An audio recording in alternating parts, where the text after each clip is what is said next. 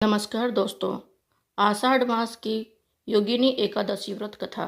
युधिष्ठिर ने पूछा, वासुदेव, आषाढ़ मास के कृष्ण पक्ष में जो एकादशी होती है उसका क्या नाम है?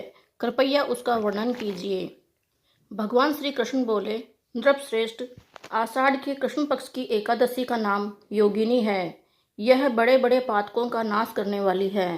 संसार सागर में डूबे हुए प्राणियों के लिए यह सनातन नौका के समान है। अलकापुरी के राजाधिराज कुबेर सदा भगवान शिव की भक्ति में तत्पर रहने वाले हैं।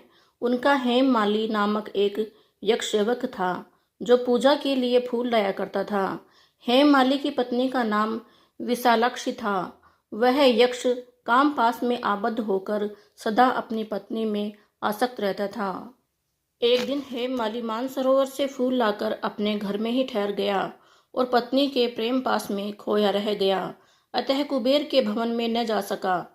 इधर कुबेर मंदिर में बैठकर शिव का पूजन कर रहे थे। उन्होंने दोपहर तक फूल आने की प्रतीक्षा की। जब पूजा का समय व्यतीत हो गया तो यक्षराज ने कुपित होकर सेवकों से कहा, यक्षों, दुरात्मा हेममाली क्यों नहीं आ रहा है? यक्षों ने कहा, राजन, वह तो पत्नी की कामना में आसक्त होकर घर में ही रमण कर रहा है। यह सुनकर कुबेर क्रोध से भर गए और तुरंत ही हेममाली को बुलवाया। वह आकर कुबेर के सामने खड़ा हो गया। उसे देखकर कुबेर बोले, ओ पापी, अरे दुष्ट, ओ दुराचारी, तूने भगवान की अवहेलना की है। अतः क्रोध से युक्त और अपनी उस प्रियतमा से वियुक्त हो इस स्थान से भ्रष्ट होकर अन्यत्र चला जा। कुबेर के ऐसा कहने पर वह उस स्थान से नीचे गिर गया। क्रोध से सारा शरीर पीड़ित था, परंतु शिव पूजा के प्रभाव से उसकी स्मरण शक्ति लुप्त नहीं हुई। तदंतर वह पर्वतों में श्रेष्ठ मेरुगिरी के शिखर पर गया। वहां पर उसे मुनिवर मार्कंडेय जी के दर्शन हुए। पापकर्मा यक्ष ने मुनि के चरणों में प्रणाम किया।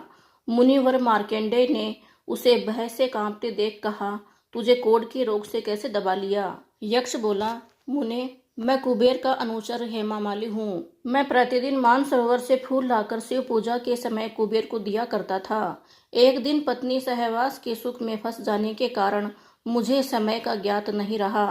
अतः राजाधिराज कुबेर ने कुपित होकर मुझे शाप दे दिया, जिससे मैं क्रोध से आक्रांत होकर अपनी प्रियतमा से बिछुड़ गया।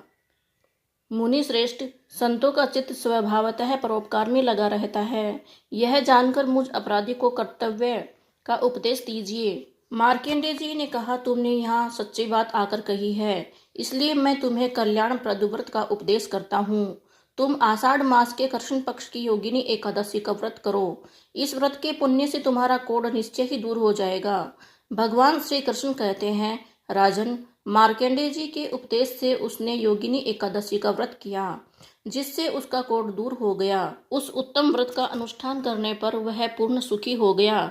नृपश्रेष्ठ, यह योगिनी का व्रत ऐसा पुण्यदायी है कि 88,000 ब्राह्मणों को भोजन कराने से जो फल मिलता है वही फल योगिनी एकादशी का व्रत करने वाले मनुष्य को मिलता है।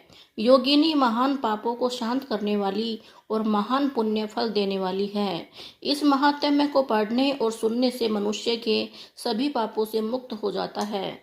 जय हो ग्यारस माता। बोलो भगवान श्री कृष्ण की जय हो। कहानी को लाइक करके सब्सक्राइब अवश्य कर ले।